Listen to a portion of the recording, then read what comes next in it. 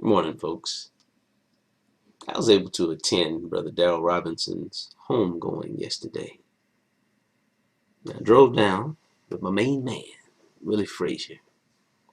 Willie and I met during the 1985 Clemson Career Workshop 2, same place I met Cheese. And we've been friends ever since. He shared some great memories of Cheese during our ride.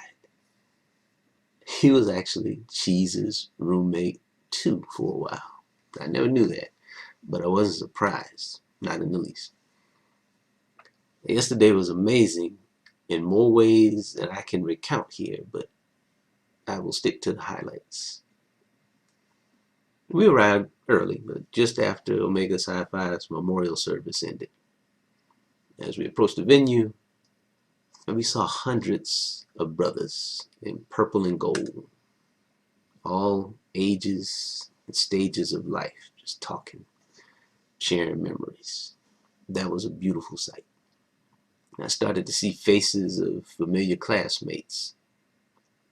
Facebook makes it easier to remember people's names, but nothing connects us more than face-to-face conversations. That's a lost art. So we all started to catch up, introduce, reintroduce, and this went on for at least an hour. Then everybody filed into the Arts Center. And I knew the first thing I had to do was walk down to see Cheese. See, I don't like to do this, but that's exactly why I do it. I have to accept what has happened to move forward. So he looked at ease, very at ease. He looked like he was thinking about something. And he looked like the chief. Like he really looked like the chief. And I still felt sad, but seeing him made me feel a lot better. And for me, this is how healing starts. So the venue's packed, but Willie and I sat in front of Cheese's math teacher. She introduced herself, and she was beaming with pride about her Darryl.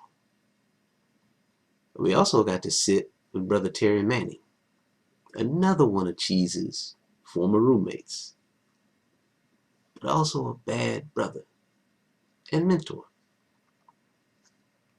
Terry was the first African-American editor of Clemson's student newspaper, The Tiger. Now, if you were at Clemson in the late 1980s, you understand the magnitude of that accomplishment. This is a story that must be told too, but not today. I digress. Let's get back on track. So Terry's a Renaissance man. He's a writer, visual artist, and a photographer. 30 years ago, I used to always peep his camera. Then I'd be like, one day, I'm going to get me one of those. Now, yesterday, he was working with a Canon PowerShot G7X. Now, those who know if you're into that kind of thing. The thing is nice, at a nice, reasonable price.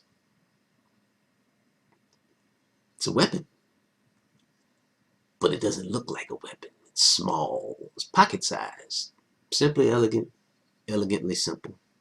Takes great indoor and outdoor shots without a flash. You can shoot selfies with it, or you can shoot in the traditional mode. It's the kind of camera a Renaissance man would have.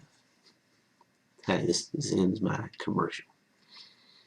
Anyway, the cool thing about watching a photographer do their work is that they're careful observers. They're able to anticipate key moments, and they capture those moments more often than not because they're tuned in, they're engaged. So I stop my daydreaming and I focus on the moment. The tributes to Cheese began, and each one lifted us all just a little bit higher. Now, I was particularly drawn to Brother Randy Verine's remarks. This brother displayed a pure, unadulterated love and humanity for cheese that most of us, especially dudes, are afraid to show. I introduced myself to Randy afterwards, and while we chatted, he made one statement that just froze time. He said, if cheese had $40 and you needed $20, he would give you $30. And that's a lyric that belongs in a song.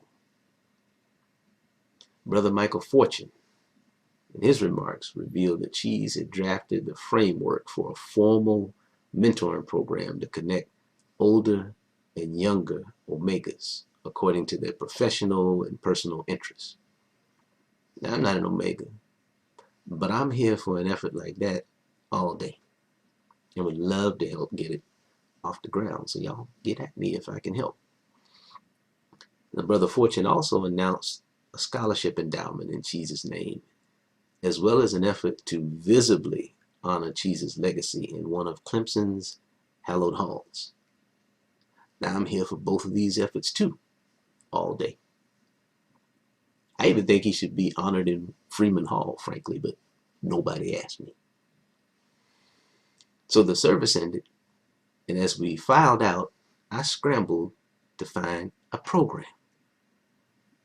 These are very important keepsakes to me. They're historical documents.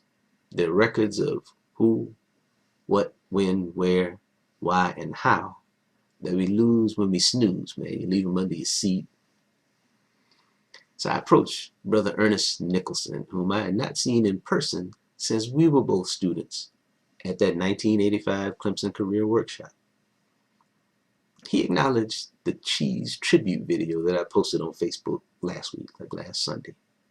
I tried to play it cool, but I'm always humble, appreciative, validated, and just a teeny weeny bit shy when people acknowledge my work.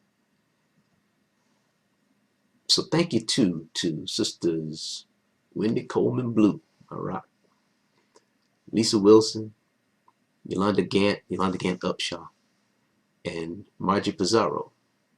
All y'all make me blush, but keep me advancing in my calling. You keep me encouraged. Thank you. Thank you. I want to share hopeful, healing, transforming truth by sharing our stories in real time, where we can enjoy them and understand, and then preserving them for posterity so they can understand, the youngsters. I digress. Ernest let me borrow his program. I scanned it, and I brought it back to him. He told me to keep it. Thank you, brother. Now, ain't that just what Cheese would have done, y'all? Say la.